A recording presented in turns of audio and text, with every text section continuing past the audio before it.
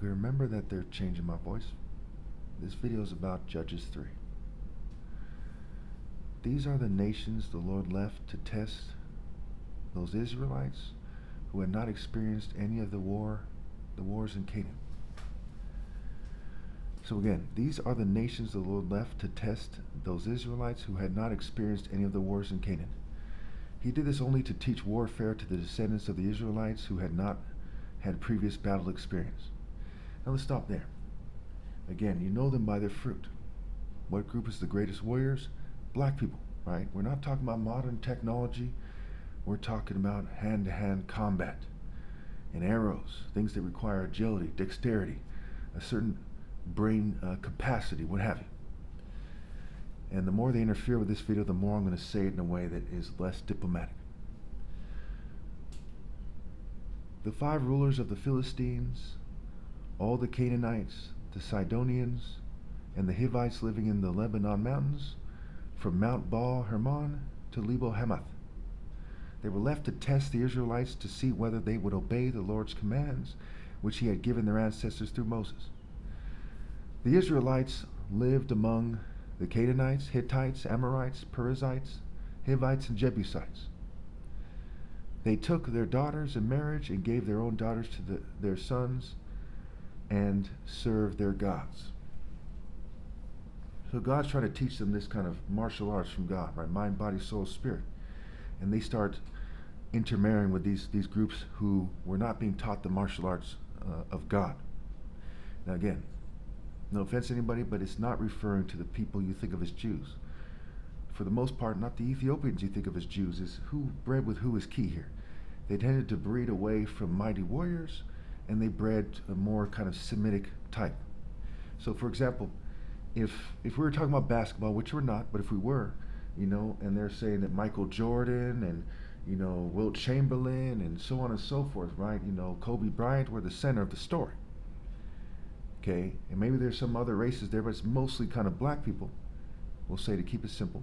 And they go in there and they are, there to learn basketball. If you start breeding away from these guys, you're going to have basketball players who aren't as good, who don't understand it in that kind of personal way that has to do with genes. It's just how it is. And so when we're talking about martial arts, okay, the reason why black people were so good at basketball has to do with martial arts, right? There was no basketball in the ancient world. So we're talking about who learned the warfare from God, right? Ham begot Cush, Cush begot Nimrod. Nimrod founded Babylon. He was a mighty warrior for the Lord. These are royal African falcon martial arts. Why the falcon? Because it's a symbol of wisdom, right? The hawk and the falcon in Job. The faster and master flies high, closer to the sun. The sun is the symbol, the bridegroom, the champion. The heavens declare the glory of God. The falcon is said to soar through the heavens. It's said to soar the closest to the sun, whether it does or not. That's how the ancient people interpreted it, at least in Egypt and so on and so forth. So now when we get to Othniel and Ehud, notice that God installs warrior kings as judges, as leaders. The Israelites did evil in the eyes of the Lord. They forgot the Lord their God and served the Baals and the Asherahs. The anger of the Lord burned against Israel so that he sold them into the hands of Cushan Rishathaim, king of Aram Naharaim. Now notice he's named after like the Cushites, right? But they say, that his name refers to northwest Mesopotamia, because there was still the Cush presence there. And just like with Cain and Abel, some of them are more bad, some are more good, what have you. To whom the Israelites were sold.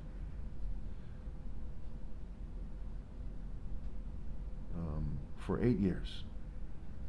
Okay, there's a little problem with my notes there. This is handwritten. It's a long story why that is. But when they cried out to the Lord, he raised up for them a deliverer. So, but when they cried out for the Lord, he raised up for them a deliverer. Othniel's son of Kenaz, Caleb's younger brother, who saved them. Okay, so this is a deliverer.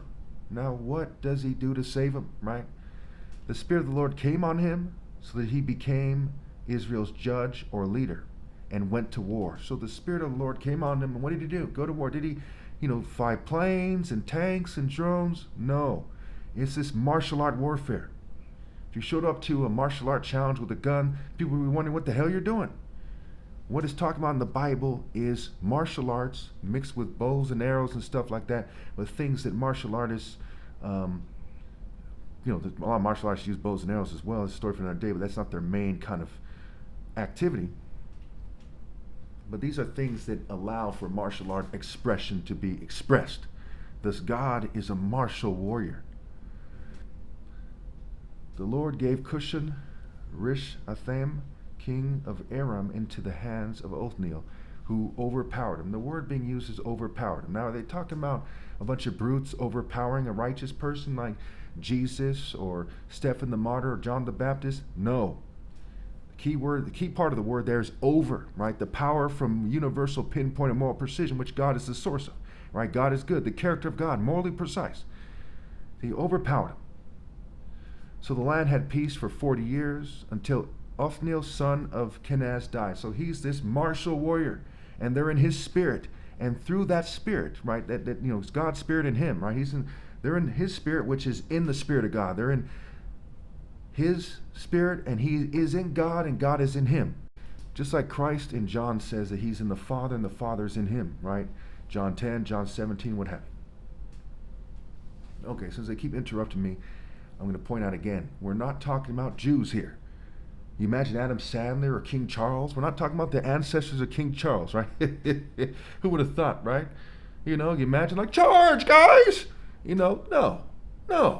We're not talking about Freemasons and them. I mean, don't be absurd. We're talking about people who are actually serious warriors. Now, if you don't want me to say these things, stop interrupting my videos.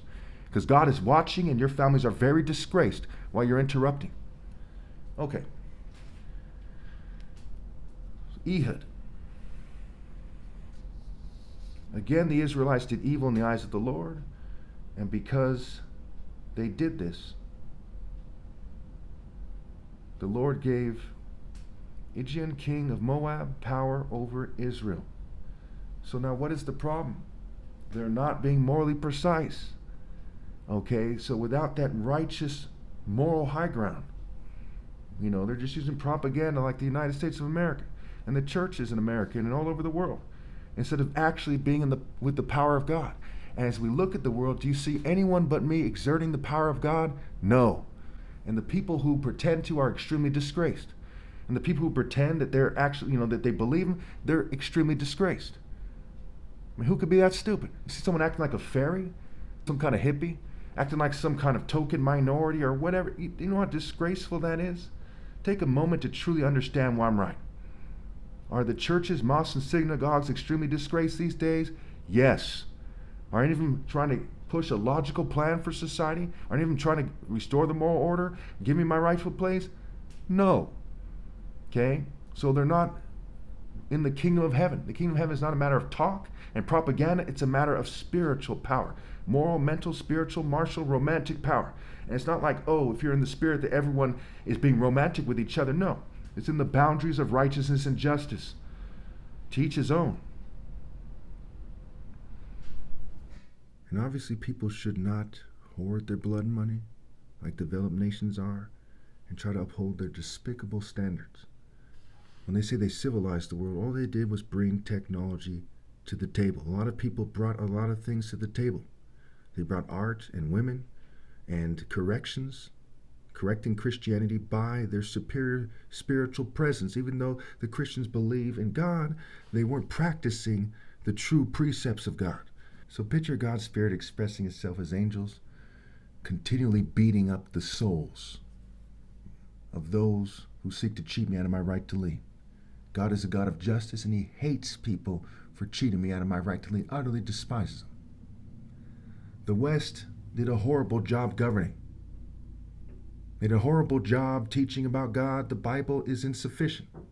And as a result, the indigenous people became closer to doing God's work, and significantly so, than the West with their stupid ideas of how to teach the Bible. Just very immature, very stupid. Manifest destiny, expansionism, nation building, continentalism. the right of discovery, and on and on and on. And yes, not all of them taught those things or some or embraced them, but all of them failed horribly. They did not represent me properly at all. They did not represent God properly at all. And I rebuked them to the extreme. Every time they even begin to suggest that their colonialization is a good idea, their eternal punishment increases to the extreme. And even more so because this is the second time I'm making this clip. Do you think it's cute to interrupt the work of God? As you people think that you should serve these child molesters and their allies and not God and I. Your eternal punishment increases, and the eternal punishment of your soul says, right now you want to act like you're tough? I'm going to increase it even more. Now go home and tell your families that your punishment drastically increased because you couldn't help but act tough when Jesus was delivering God's message. Shame on you people. Shame. Aren't even trying to push a logical plan for society? Aren't even trying to restore the moral order? Give me my rightful place? No. Okay? So they're not in the kingdom of heaven. The kingdom of heaven is not a matter of talk and propaganda. It's a matter of spiritual power. Moral, mental, spiritual, martial, romantic power. And it's not like, oh, if you're in the spirit that everyone is being romantic with each other. No. It's in the boundaries of righteousness and justice. To each his own.